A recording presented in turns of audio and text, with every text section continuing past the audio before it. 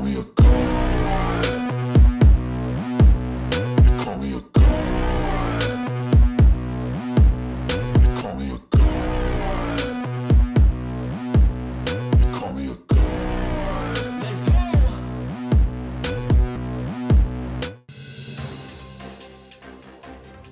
रायगडमध्ये सत्ताधारी आमदार, खासदार, मंत्री हे आपापसात भांडण्यात व्यस्त असून विकासाच्या विविध योजना निधी अभावी फेल ठरल्या असल्याचं टीकास्त्र माजी आमदार पंडित पाटील यांनी सोडलं आहे. रस्ते, पाणी, आरोग्यविषयक योजना या निधी अभावी रखडल्या असून योजनेत ठेकेदाराला बिलेच मिळत नसल्याने त्यांच्यावर देखील आत्महत्या वेळ आली असल्याचं पंडित पाटील म्हणाले. दुर्दैवानं सत्तेतील खासदार, आमदार, मंत्री हे योजनांना निधी मिळवून देण्यात अथवा या प्रश्नावर सरकारकडे पाठपुरावा करण्यात अपयशी ठरल्याची घणाघाती टीका पंडित पाटील यांनी केली आहे.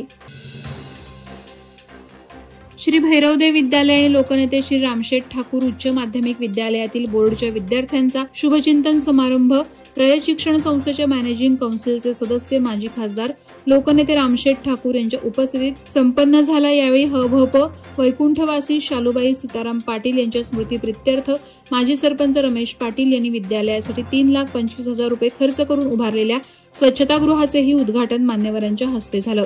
विद्यालयातील विविध स्पर्धांमध्ये यश संपादन केलेल्या विद्यार्थ्यांचं तसंच नमो चषक स्पर्धेतील 17 वर्षाखालील वयोगटातील विद्यालयाला 4था क्रमांक मिळाल्याबद्दल विद्यार्थ्यांचा आणि क्रीडा शिक्षकांचा यावेळी सत्कार करण्यात आला.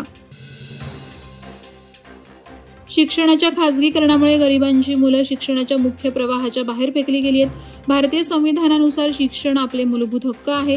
हाच हक्क समाजातील शेवटच्या घटकापर्यंत मिळावा यासाठी संदीप पाटील यांनी शिक्षण हक्क सत्याग्रहाचा मार्ग अवलंबला असून गागोदे बुद्रुक येथे बेमुदत उपोषण करण्याचा निर्णय घेतलाय.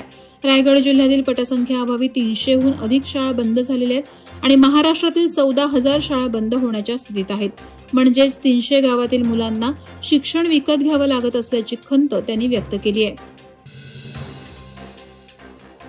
राज्य सरकारनं लाडक्या बहिणींना 1,500 रुपये देण्याची योजना जाहीर केली तर दुसरीकडे सर्वसामान्यांच्या खिशाला कात्री लावण्याचंही काम सुरू आहे असे आरोप करत पेण रामवाडी येथे शिवसेनेच्या ठाकरे गटानं चक्काजाम आंदोलन केलं. यावेळी शिवसैनिक रस्त्यावर उतरले होते. एसटी भाडेवाढी विरोधात ठाकरे पक्ष आक्रमक झाला असून ठाकरे पक्षाच्या कार्यकर्त्यांनी पेण शहरातील विभागीय मध्यवर्ती बस स्थानकासमोर हे चक्काजाम आंदोलन केलं. रायगड जिल्ह्यातील एकूण 5 तालुक्यात हे आंदोलन ठाकरेंच्या शिवसैनिकांमार्फत करण्यात आलं. लोणावळा येथे असलेल्या संत श्री बाळूमामा मंदिरात अमावस्या निमित्तानं भक्तांनी गर्दी केली होती. लोणावळा पांगोळी येथे संत श्री बाळूमामा देवाचं भव्य मंदिर अनेक वर्षांपासून आहे. या मंदिरात प्रत्येक अमावस्येला भाविकांची प्रचंड गर्दी होते. त्यातच दर्श अमावस्या असल्याने सकाळपासून या मंदिरात भक्तांनी मामांचं दर्शन घेऊन महाप्रसादाचा लाभ घेतला. या मंदिरात रायगड, पुणे, ठाणे, मुंबईसह अनेक भागातून मोठ्या प्रमाणात भाविक भक्त येत असतात. त्यांची चांगली सोय बाळूमामा देवस्थानच्या वतीनं करण्यात येत असल्याची माहिती देवस्थान ट्रस्टचे प्रमुख विश्वस्त बबन खरात यांनी दिली. वादळवारा लाईव्हसाठी न्यूज ब्युरो, रायगड. नवी मुंबई व रायगड जिल्ह्यातील ताज्या बातम्या आणि घडामोडींसाठी सबस्क्राईब करा वादळवारा लाईव्ह चॅनल आणि दाबा बेल आयकॉन.